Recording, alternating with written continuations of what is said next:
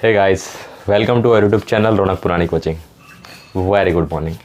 तो आज આપણે જોઈશું ધોરણ 11નું ચેપ્ટર નંબર 4નો સેકન્ડ લેક્ચર, બરાબર, જે છે સહસંયોજક બંધ વિશે। ચલો સ્ટાર્ટ કરીએ। સહસંયોજક બંધ। તો સહસંયોજક બંધ શું છે? તો આપણે સૌથી પહેલાં ચર્ચા કરી હતી ફર્સ્ટ લેક્ચરમાં બંધ એટલે કે બોન્ડ કેમ બને છે। તો બોન્ડ કેમ બને છે? તો પરમાણુ સ્થાયી થવાનો ગુણધર્મ ધરાવે છે। પરમાણુનું કેવું થવું હોય છે ભાઈ? સ્થાયી થવું હોય છે। અને બંધ બનાવીને કેવો થતો હોય છે? સ્થાયી થતો હોય છે। કેવી રીતે? તો જ્યારે નિષ્ક્રિય વાયુ જેવી રચના પ્રાપ્ત કરે એટલે કે જ્યારે પોતાનું બાહ્યતમ કક્ષામાંનું જે ઇલેક્ટ્રોન છે એનું અષ્ટક પૂર્ણ કરી દે ત્યારે કેવો થતો હોય છે? સ્થાયી થતો હોય છે। તો એ જ કોન્સેપ્ટ આપણે અહીંયા લગાવવાનો છે। તો સહસંયોજક બંધ શીખ્યા પહેલાં આપણને અષ્ટકનો નિયમ શું છે અને એનું ઇમ્પોર્ટન્સ શું છે એ ખ્યાલ હોવો જોઈએ। ઇમ્પોર્ટન્સ શું છે? તો પરમાણુને સ્થાયીતા પ્રદાન કરે છે। તો ચલો સ્ટાર્ટ કરીએ આપણે સહસંયોજક બંધ વિશે। તો જોઈએ, તત્વના પરમાણુ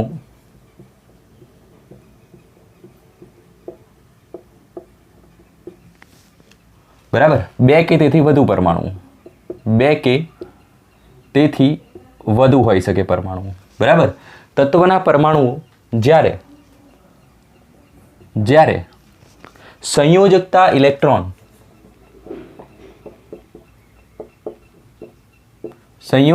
ઇલેક્ટ્રોનની સહિયારી ભાગીદારી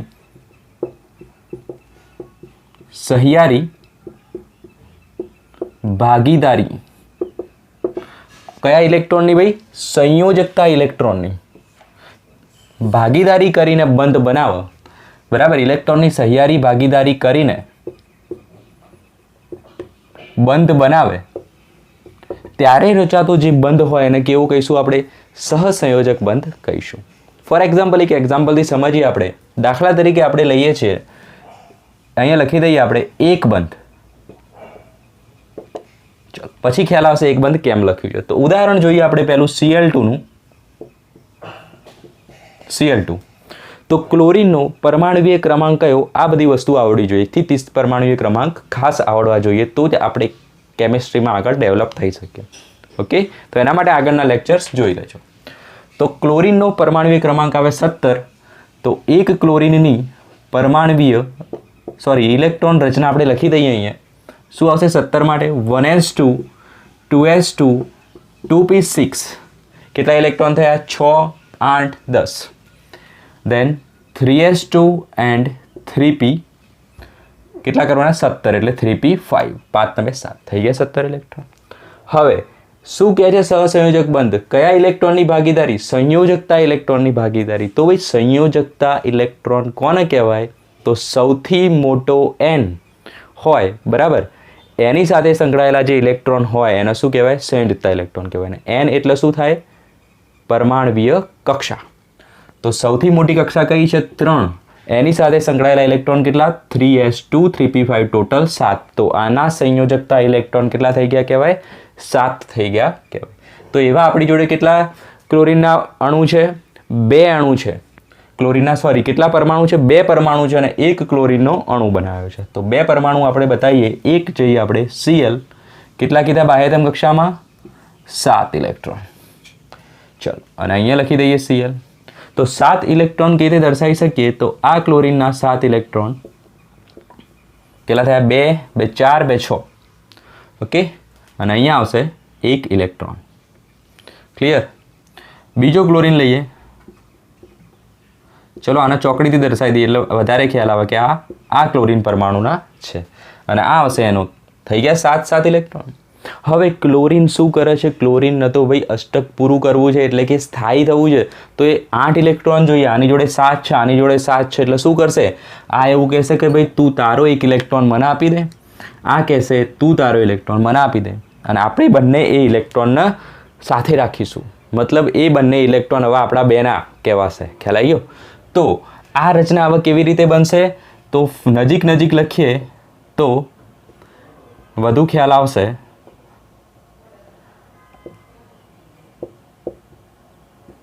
ચલો ખ્યાલ આવી ગયો? ઉપરની રચના આપણે આ રીતે બતાવી દીધી। તો હવે શું થઈ જશે, આ જે ચોકડીવાળો ઇલેક્ટ્રોન છે એ હવે આનો પણ કહેવાશે અને આ ડોટવાળો ઇલેક્ટ્રોન હવે આનો પણ કહેવાશે. મતલબ અહીંયા શું થઈ ગયું ભાઈ, ભાગીદારી થઈ જાય છે. તો Cl વચ્ચે આ રીતે ઇલેક્ટ્રોન સંયોજકતા ઇલેક્ટ્રોનની સહિયારી ભાગીદારી થઈને બંધ બન્યો. તો આવા બંધને કેવો કહેવાય, સહસંયોજક બંધ કહેવામાં આવે છે. ખ્યાલ આવી ગયો? તો ફર્સ્ટ ઉદાહરણમાં ખબર પડી ગઈ હશે. સેકન્ડ ઉદાહરણ આપણે જોઈએ તો CH4 એટલે કે મિથેન. ક્લિયર?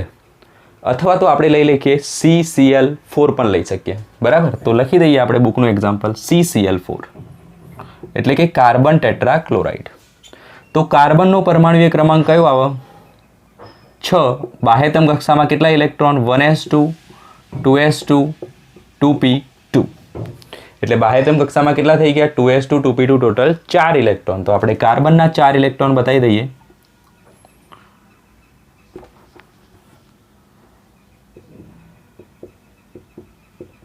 કયા ઇલેક્ટ્રોન છે, 4 ઇલેક્ટ્રોન બાહ્યતમ કક્ષાના ઇલેક્ટ્રોન. તો ક્લોરીનના બતાવવા હોય તો ક્લોરીનનો 1 2 3 4 5 6 7 7 થઈ ગયા. ક્લોરીનને બાહ્યતમ કક્ષામાં કેટલા હોય ભાઈ, 7 હોય.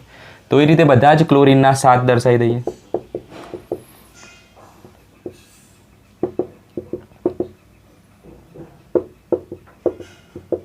ક્લિયર? હવે શું કરશે, ભાગીદારી કરશે. તો આ બંને વચ્ચે ભાગીદારી થશે. ક્લિયર? આ બંને વચ્ચે ભાગીદારી થશે. હવે જો દરેક ક્લોરીનના કેટલા થઈ ગયા ઇલેક્ટ્રોન, ટોટલ 8 થઈ ગયા. 7 હતા અને એક આવી ગયો ચોકડીવાળો કાર્બનનો, 8 થઈ ગયા. કાર્બન જોડે કેટલા હતા, કાર્બન જોડે 4 જ હતા. એને અષ્ટક કઈ રીતે પૂરું કર્યું, તો દરેકે દરેક ક્લોરીન જોડેથી એક એક ઇલેક્ટ્રોન લીધો. એટલે કાર્બનનું સ્ટ્રક્ચર આ રીતે થશે.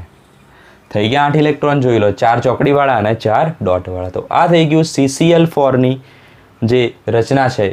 ક્લિયર? તો ફટાફટ જોઈ લો સહસંયોજક બંધ એટલે શું છે, નોટ કરી દો, સ્ક્રીનશોટ લઈ લો.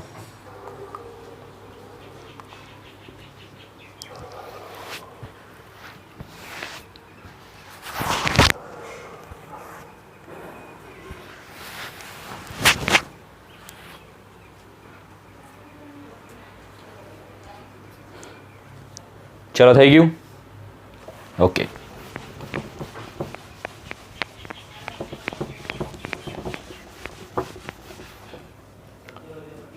હવે જોઈશું આપણે સહસંયોજક બંધમાં બે બંધ કેવી રીતે હોઈ શકે. આ તો આપણે જોયા એક એક બંધનું ઉદાહરણ. બરાબર? હવે જોઈએ આપણે દ્વિબંધ અથવા તો બે બંધ.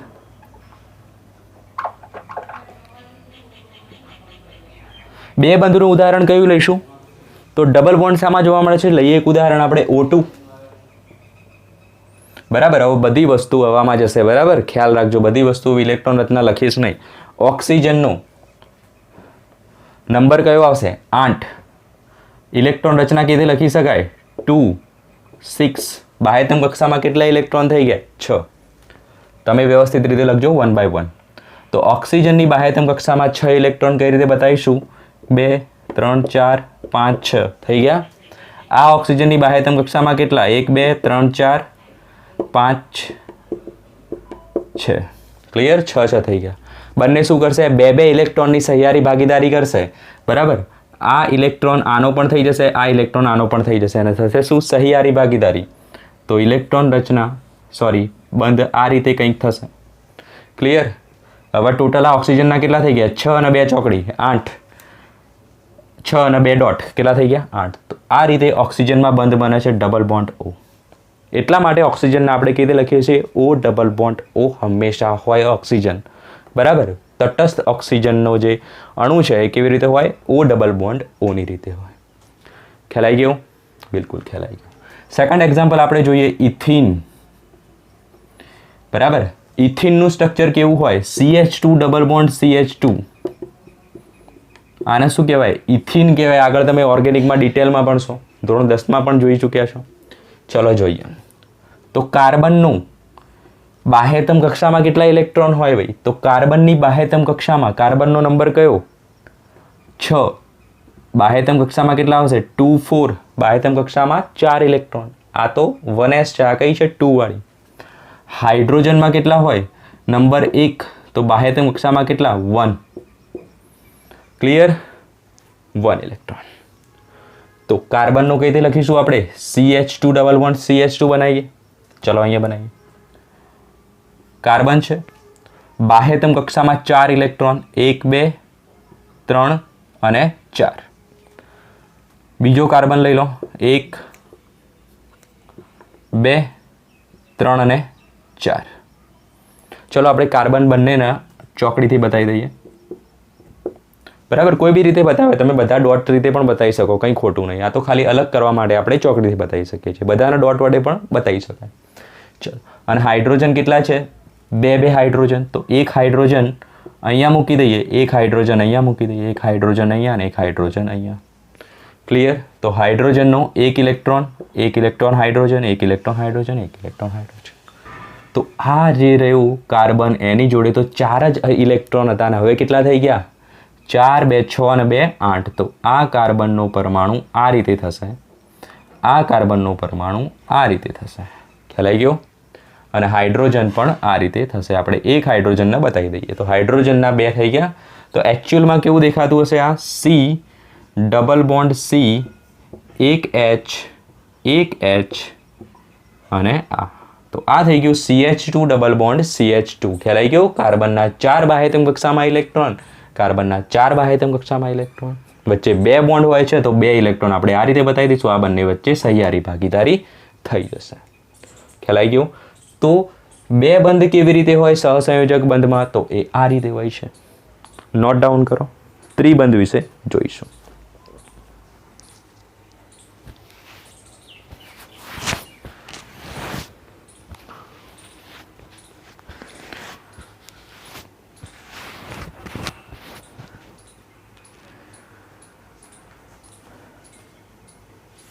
ચલો, ત્રિબંધ વિશે જોઈએ આપણે. સિંગલ બોન્ડનું એક્ઝામ્પલ શું હતું? Cl2, ઓકે, પછી મિથેન, પછી કાર્બન ટેટ્રાક્લોરાઇડ. ડબલ બોન્ડનું એક્ઝામ્પલ શું છે મિથેનમાં? સહસંયોજક બંધમાં કયું જોયું આપણે? O2, ethene. બીજું લેવું હોય તો CO2 પણ લઈ શકાય. એડ કરી દેજો ડબલ બોન્ડમાં CO2, જે જાતે બનાવવાનું ટ્રાય કરજો. ઓકે, હવે જોઈએ આપણે 3 બંધ. મોસ્ટ ફેમિલિયર એક્ઝામ્પલ 3 બંધનું છે N2. N2માં કેટલા બંધ હોય? 3 બંધ હોય. તો ચલો કેવી રીતે હોય? N ટ્રિપલ બોન્ડ N આ રીતે હોય હંમેશા. નાઇટ્રોજન. ચલો, તો નાઇટ્રોજનનો પરમાણુ ક્રમાંક કયો છે? 7. બાહ્યતમ કક્ષાની ઇલેક્ટ્રોન રચના કેવી રીતે આવશે? એટલે કે ટોટલ ઇલેક્ટ્રોન રચના આવશે 2 5. 7 છે નંબર, એટલે કેવો આવે? 2 5. તો બાહ્યતમ કક્ષામાં ઇલેક્ટ્રોન કેટલા થઈ ગયા ભાઈ? 5 થઈ ગયા. ચલો, 5 થઈ ગયા. તો નાઇટ્રોજનમાં આ રીતે બતાવીશું આપણે. 1 2 3 4 5 થઈ ગયા 5 ઇલેક્ટ્રોન. બીજો નાઇટ્રોજન પકડો. 1 2 3 4 અને 5 થઈ ગયા 5. આ વચ્ચે શું થશે? સહિયારી ભાગીદારી થશે અને બોન્ડ બની જશે. કેવો દેખાશે હવે? N triple bond N. Clear? ચલો, તો ટોટલ કેટલા હતા? 5. અને આ નાઇટ્રોજનના 3 ડોટવાળા એને લઈ લીધા, એટલે કે ભાગીદારી કરી. ટોટલ થઈ ગયા 8. ગણતા રહેજો બોન્ડ. 5 હતા, આ 3 આવી ગયા, થઈ ગયા 8. બિલકુલ થઈ ગયા. તો આ થઈ ગયું N2ની રચના, જેમાં શું હોય છે? ટ્રિપલ બોન્ડ હોય છે અને 3 બંધ કેવા હોય છે? સહસંયોજક બંધ હોય છે. હજુ ડિટેલમાં તમે આગળ જશો એટલે સહસંયોજક બંધના ટાઈપ આવશે, જેમાં સિગ્મા બોન્ડ ભણશો, પાઈ બોન્ડ બનશો. બરાબર? તો એ સમજવા માટે તમને આ તો ક્લિયર હોવું જોઈએ ને. બરાબર? એટલા માટે આપણે થોડુંક બેઝિક પણ ચલાવી રહ્યા છીએ, પછી ઓરિજિનલ ચેપ્ટર સ્ટાર્ટ થશે. ચલો, સેકન્ડ એક્ઝામ્પલ જોઈએ આપણે ત્રિબંધનું. પહેલામાં ઇથિન હતું, તો આપણે અહીંયા લઈ શકીએ ethyne. CH triple bond CH, જેને કહેવાય ઇથાઇન. ચલો, તો કેવી રીતે આવે? કાર્બનની ઇલેક્ટ્રોન નંબર 6, ઇલેક્ટ્રોન રચના 2 4, હાઇડ્રોજનમાં 1 ઇલેક્ટ્રોન. તો કાર્બનનો આ રીતે આવશે 3, આ કાર્બનના આવશે આ રીતે 3. ઓકે, અને એક અહીંયા, એક અહીંયા. થઈ ગયા 4 ઇલેક્ટ્રોન. કેટલા હોય બાહ્યતમ કક્ષામાં? 4 ઇલેક્ટ્રોન હોય. ઓકે, અને હાઇડ્રોજનનો કેટલો હોય? 1 ઇલેક્ટ્રોન. હાઇડ્રોજનનો કેટલો હોય? 1 ઇલેક્ટ્રોન. આ બંને વચ્ચે ભાગીદારી થશે હાઇડ્રોજનના, 2 થઈ જશે, હાઇડ્રોજન 2 બનાવી દેશે. ખાસ ધ્યાન આપજો, આપણે અષ્ટકનો નિયમ ભણ્યા એની એક મર્યાદા છે કે હાઇડ્રોજન હોય, લિથિયમ હોય, બેરેલિયમ હોય, એ જે પરમાણુઓ રહ્યા એ અષ્ટક પૂરા નહીં કરતા. જુઓ, હાઇડ્રોજનનું અષ્ટક પૂરું થયું, એની જોડે 8 ઇલેક્ટ્રોન થયા નહીં થયા, બરાબર, છતાં પણ એ સ્થાયી છે. કેમ? તો આનું અષ્ટક જે રહ્યું એ આપણે શું સમજવાનું, 2 ઇલેક્ટ્રોનથી પૂરું થાય છે. એક અપવાદ છે, આપણે ભલે અષ્ટક શબ્દ વાપર્યો, પરંતુ આના 2 ઇલેક્ટ્રોન થઈ જાય એટલે શું સમજીશું આપણે, અષ્ટક પૂર્ણ. જે આપણે નેક્સ્ટ લેક્ચરમાં ચર્ચા કરીશું કે ભાઈ અષ્ટકના નિયમની મર્યાદાઓ શું છે. ચલો, એમાં એ વસ્તુ આવી જશે. હવે કાર્બનના કેટલા થઈ ગયા, 3 અને એક 4 હતો. હવે આ પણ લઈ લેશે, એની જોડે ભાગીદારી કરી છે, અને આ 3 જોડે પણ એને ભાગીદારી કરી છે, એટલે ટોટલ કેટલા થઈ જશે, 3 ને 2 5 ને 3 8. ક્લિયર? એ જ રીતે આ કાર્બનના કેટલા થઈ જશે, 8. ચલો, ખ્યાલ આવી ગયો. તો C triple bond CH bond પરથી ઇલેક્ટ્રોન જોતા આવડશે. એક બોન્ડમાં કેટલા ઇલેક્ટ્રોન હોય, 2 ઇલેક્ટ્રોન, એક અહીંયા એક અહીંયા. ક્લિયર? એ રીતે જોઈ શકો તમે, એક અહીંયા એક અહીંયા, ટોટલ 3 બોન્ડમાં કેટલા ઇલેક્ટ્રોન થઈ ગયા, 6. પછી એક અહીંયા, કેટલા થઈ ગયા, 8. તો આ કાર્બનના 8 ઇલેક્ટ્રોન થઈ ગયા, બિલકુલ થઈ ગયા. એ જ રીતે આ કાર્બનના 8 ઇલેક્ટ્રોન થઈ ગયા, એ રીતે પણ જોઈ શકો છો.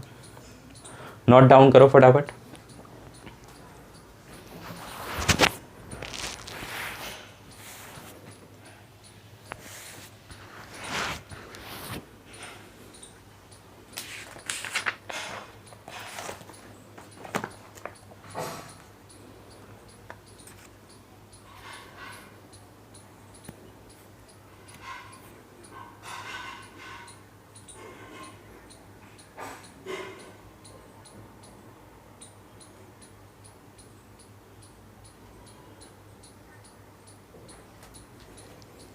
ચલો, થઈ ગયું આટલી વસ્તુ.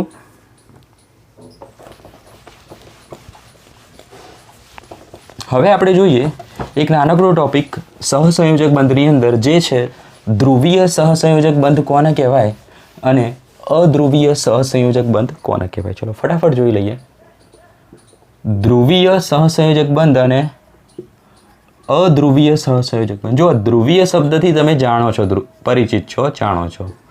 ધ્રુવ શબ્દનો મતલબ શું થાય, તારો નહીં. ધ્રુવ મતલબ તમે પૃથ્વીનો ગોળો, બરાબર, એ શીખ્યા હશો સામાજિક વિજ્ઞાનની અંદર, સમાજ વિદ્યાની અંદર. તો પૃથ્વીના ગોળામાં શું હોય છે, ઉત્તર ધ્રુવ હોય છે અને દક્ષિણ ધ્રુવ હોય છે. ખ્યાલ આવ્યો?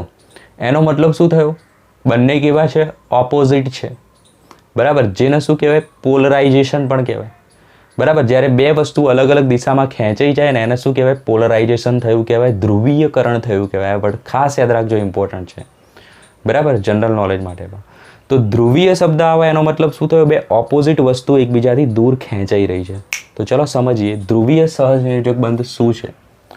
તો ધ્રુવીય સહસંયોજક બંધનો મતલબ થશે 2 પરમાણુઓ જે જોડાવાના છે એમની વિદ્યુત ઋણતા વચ્ચે શું હશે, મોટો તફાવત હશે.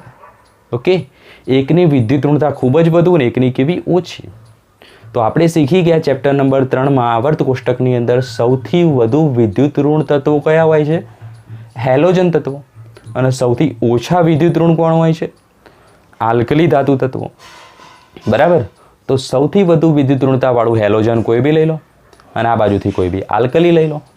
તો જે બોન્ડ બનાવે એને કેવો કહેવાય, ધ્રુવીય બંધ કહેવાય. તો સૌથી ઓછું આલ્કલીમાં બી, બરાબર, આલ્કલી કરતાં બી સૌથી ઓછી વિદ્યુત ઋણતા કોની હોય, હાઇડ્રોજનની.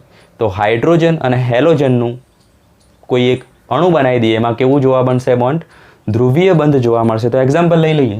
શું હોય છે, વિદ્યુત ઋણતામાં મોટો તફાવત ધરાવતા પરમાણુ વચ્ચે જો સહસંયોજક બંધ રચાય તો એવા બંધને કેવો કહેવાય, ધ્રુવીય સહસંયોજક બંધ કહેવાય. જ્યારે અહીંયા શું હોય છે, વિદ્યુત ઋણતામાં મોટો તફાવત હોતો નથી, અથવા તો મોસ્ટલી કેવું હોય છે, એક જ પરમાણુ ઓ ભેગા થાય,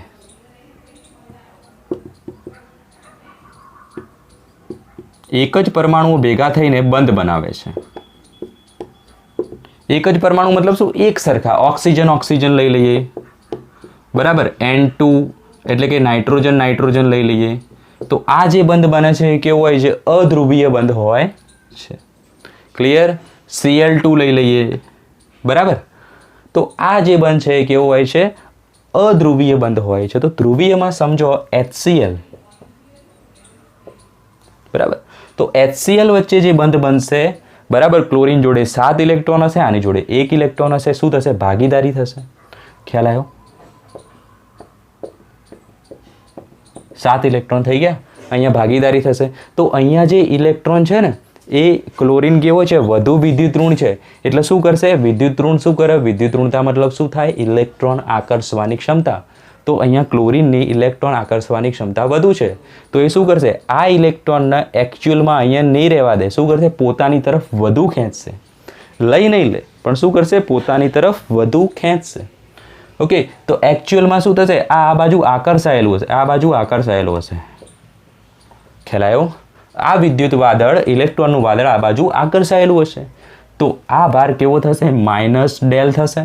ઓકે, અને આ ભાર કેવો થાય? પ્લસ ડેલ થાય, કારણ કે આ ઇલેક્ટ્રોન આ બાજુ ગુમાઈ રહ્યો છે, બરાબર. આ ઇલેક્ટ્રોન આ બાજુ આકર્ષી રહ્યો છે. ક્લિયર? તો આ રીતે એટલા માટે માઇનસ ડેલ પ્લસ ડેલ લખવામાં આવે છે. ક્લિયર? બીજું એક્ઝામ્પલ લઈએ આપણે H2O નું. તો ઓક્સિજન છે, એક બાજુ હાઇડ્રોજનનો એક અણુ, આ બાજુ હાઇડ્રોજનનો એક અણુ. ઓક્સિજનની બાહ્યતમ કક્ષામાં કેટલા હોય? ઓક્સિજન એટલે 6, 8 એટલે બાહ્યતમ કક્ષામાં કેટલા હોય? 6. 1 2 3 4 5 અને 6. ક્લિયર? તો અહીંયા આની વચ્ચે શું થશે? સહસંયોજક બંધ રચાશે. પરંતુ આ કેવું હશે? હાઇડ્રોજન ઓછો વિદ્યુત ઋણ છે, ઓક્સિજન વધુ વિદ્યુત ઋણ છે. એટલે શું થાય? આકર્ષાશે. આ બાજુ ખેંચાયેલો રહેશે. એટલા માટે આ કેવો થશે? Plus del. આ કેવો થશે? Plus del. આ કેવો થશે? -2 ડેલ. ચલો, ખબર પડી ગઈ આટલી વસ્તુમાં. એટલા માટે શું બતાવ્યું છે? -2 ડેલ. તો અધ્રુવીયના ઉદાહરણ આપણે કયા લખી શકીએ? N2, O2, Cl2. ઓકે, આ એના ઉદાહરણ છે, જેમાં શું હોય છે? વિદ્યુત ઋણતામાં કોઈ તફાવત હોતો નથી. નોટ ડાઉન કરો ફટાફટ.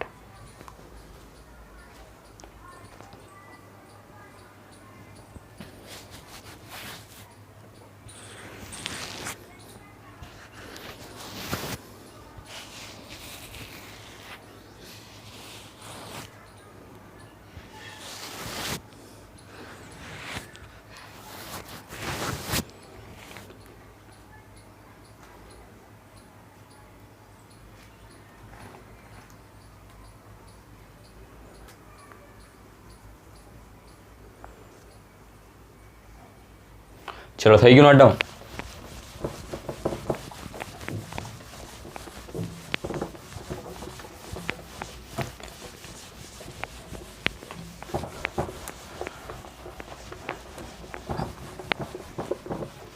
ઓકે,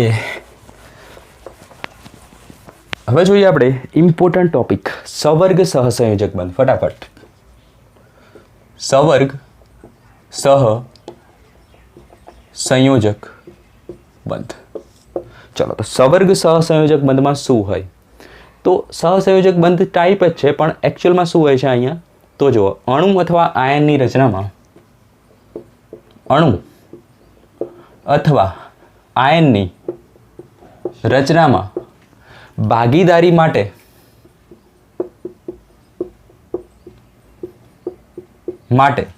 જોઈતા ઇલેક્ટ્રોન અથવા તો વપરાતા જોઈતા ઇલેક્ટ્રોન કોઈ એક જ પરમાણુ અથવા તો લખી શકો ભાગીદારીમાં ભાગ લઈ રહેલા પરમાણુઓ પૈકી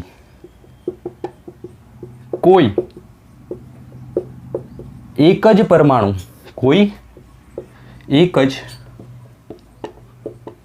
પરમાણુ ઇલેક્ટ્રોનનું પ્રદાન કરે તો રચાતા બંધને શું કહેવાય? સવર્ગ સહસંયોજક બંધ કહેવામાં આવે છે. તો ધ્યાન આપો, ઓરિજિનલી આ કોઈ ભાગીદારી થઈ કહેવાય જ નહીં. બરાબર? કારણ શું છે? અહીંયા શું હોય છે? બે પરમાણુ હોય. સહસંયોજક બંધમાં શું હતું? આનો ઇલેક્ટ્રોન એક, આનો ઇલેક્ટ્રોન એક, બંનેની ભાગીદારી થતી હતી. બરાબર? પછી જે બે ઇલેક્ટ્રોન આવી ગયા વચ્ચે, એ કોના કહેવાય? આના પણ કહેવાય ને આના પણ કહેવાય. રાઈટ? પણ સવર્ગ સહસંયોજક બંધમાં શું હોય છે? આ ભાઈ જોડે બિલકુલ પૈસા નહીં, આની જોડે પૈસા છે, અને આ ભાગીદારી કેવી છે?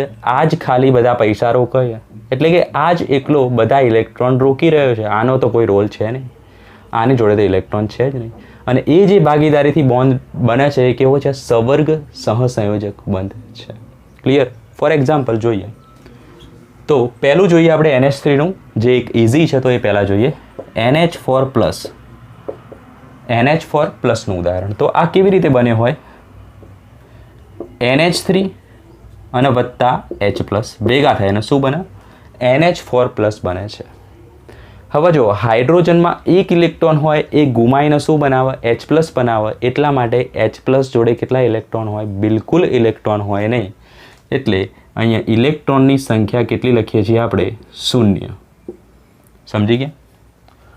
તો નાઇટ્રોજનનું સ્ટ્રક્ચર ડ્રો કરવું હોય તો કેવી રીતે ડ્રો કરી શકીએ આપણે? N નાઇટ્રોજનની અંદર બાહ્યતમ કક્ષામાં કેટલા ઇલેક્ટ્રોન હોય? તો નાઇટ્રોજનનો નંબર 7 એટલે 2 5. ઓકે, નાઇટ્રોજન 5 બાહ્યતમ કક્ષામાં છે તો 1, ઓકે, 2, 3, 4 એન્ડ 5 થઈ ગયા 5 ઇલેક્ટ્રોન. બાહ્યતમ કક્ષામાં 5 ઇલેક્ટ્રોન.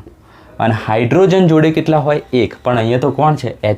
ભાઈ H+ જોડે કોઈ ઇલેક્ટ્રોન હોય? ના હોય. એને ગુમાવી દીધો ત્યારે તો H+ બને. તો અહીંયા આવશે H+નો 0 ઇલેક્ટ્રોન. ખાલી કોઈ ઇલેક્ટ્રોન નહીં બતાવી શકીએ આપણે. તો હવે જે બંધ બનશે, બંધમાં કેટલા ઇલેક્ટ્રોન જોઈએ? એક બંધ માટે 2. અને બંને ઇલેક્ટ્રોન કોણ આપે છે? આ નાઇટ્રોજન જ આપે છે. બરાબર? તો બંધ બનાવવા માટે જરૂરી ઇલેક્ટ્રોન કોને આપ્યા? નાઇટ્રોજન. કોઈ પરમાણુઓ પૈકી કોઈ એક જ પરમાણુ આપે છે, ઇલેક્ટ્રોનનું પ્રદાન કરે છે. કોને કર્યું? નાઇટ્રોજને કર્યું. તો એ જે બંધ રચાશે એ બંધ કેવો હશે? સવર્ગ સહસંયોજક બંધ હશે. ખ્યાલ આવી ગયો? તો આને આપણે કઈ રીતે બતાવીશું? હવે કઈ રીતે બતાવીશું? NH3 હાઇડ્રોજન બતાવવાનો આપણે રહી ગયો છે NH3નો. ચલો, આ થઈ ગયા હાઇડ્રોજન NH3ના. ક્લિયર? તો હાઇડ્રોજન જોડે નાઇટ્રોજન જોડે હવે કેટલા ઇલેક્ટ્રોન થઈ ગયા? 2, 2, 4, 2, 6 અને 2, 8 થઈ ગયા. હાઇડ્રોજન જોડે કેટલા થઈ ગયા? 0 હતા, એની જગ્યાએ આને બંને ભાગીદારીમાં મૂકી દીધા, એટલે આના પણ થઈ ગયા. કેટલા થઈ ગયા? એના પણ 2 થઈ ગયા. ક્લિયર? તો આ રીતે આપણે સમજી શકીએ. અને આને કઈ રીતે લખાય? તો NH3. આ 3 બંધ કેવા છે? સહસંયોજક બંધ છે, કારણ કે ભાગીદારી બંને કરી છે, બંને પોતપોતાના ઇલેક્ટ્રોન મૂક્યા છે વચ્ચે. જ્યારે અહીંયા બંને ઇલેક્ટ્રોન નાઇટ્રોજને મૂક્યા છે, એટલે એ આ રીતે બતાવીશું. જે નાઇટ્રોજન, જે પરમાણુ ઇલેક્ટ્રોનનું પ્રદાન કરતો હોય એના બાજુથી સામેની બાજુ તીર આવે. બરાબર? આ દાન કરી રહ્યો છે, આ રીતે તીરથી બતાવવામાં આવે છે સવર્ગ સહસંયોજક બંધને. ક્લિયર? એટલા માટે આ રીતે બતાવ્યું છે. બીજું એક એક્ઝામ્પલ છે NH3BF3. ઓકે, તો આ જાતે કરવાનો ટ્રાય કરી શકો છો તમે.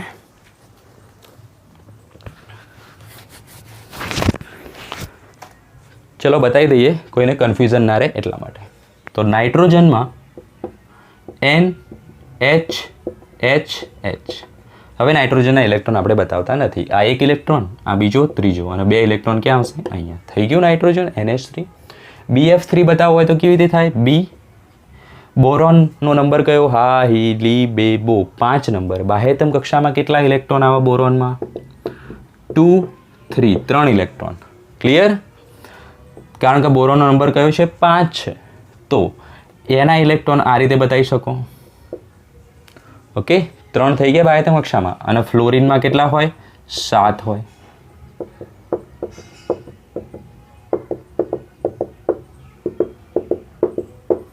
ક્લિયર? તો અહીંયા હવે બોન્ડ બનશે, અહીંયા બોન્ડ બનશે, સહિયારો બોન્ડ, અને અહીંયા બોન્ડ બનશે. ક્લિયર? તો આ થઈ ગયું BF3નું અણુ, આ થઈ ગયું NH3નું અણુ. ધ્યાન આપો, અહીંયા અને આ બંને વચ્ચે બોન્ડ બનવાનો છે, પણ બોરોન જોડે બીજા કોઈ ઇલેક્ટ્રોન છે એની જોડે નથી. આ ત્રણે ત્રણ તો વપરાઈ ગયા, મતલબ બોરોન જોડે પણ કોઈ ઇલેક્ટ્રોન નથી. તો અહીંયા જે બોન્ડ બનશે એના જરૂરી ઇલેક્ટ્રોન કોણ આપશે? તો બે પરમાણુઓ પૈકી કોઈ એક જ પરમાણુ ઇલેક્ટ્રોનનું પ્રદાન કરે છે. કોણ પ્રદાન કરશે? ફક્ત નાઇટ્રોજન. તો અહીંયા જે બોન્ડ બનશે એ કેવું હશે? સવર્ગ સંયોજક બંધ હશે, અને એટલા માટે એને કેવી રીતે દર્શાવાય? આ રીતે દર્શાવાય. ખ્યાલ આવી ગયો? તો આપણે આને આ રીતે લખી શકીએ, NH અને BF3. ચલો, મિક્સ ના થઈ જવું જોઈએ. ચલો, ખ્યાલ આવી ગયો? બિલકુલ ખ્યાલ આવી ગયો. તો એનો મતલબ શું થયો? સવર્ગ સહસંયોજક બંધમાં જેની જોડે કેવા ઇલેક્ટ્રોન હોય? આ કેવા છે? વધારાના ઇલેક્ટ્રોન છે.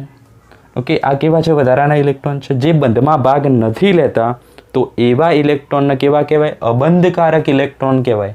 અને બે છે એટલે આને શું કહેવાય? અબંધકારક ઇલેક્ટ્રોન યુગ્મ.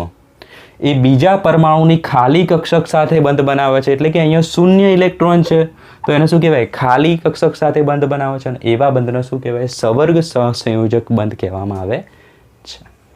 તો આજનું લેક્ચર પૂર્ણ કરીએ છીએ. આજના લેક્ચરમાં આપણે શું શું જોયું? સવર્ગ સહસંયોજક બંધ અને સહસંયોજક બંધ વિશે બિલકુલ ડિટેલમાં જોયું. ઓકે, તો નેક્સ્ટ લેક્ચરમાં મળીએ. અને આવનારા લેક્ચરો ફટાફટ તમને મળી રહે એના માટે તમે શું કરશો? સબસ્ક્રાઈબ કરશો અને બેલ આઇકન જરૂર દબાવશો. બાય.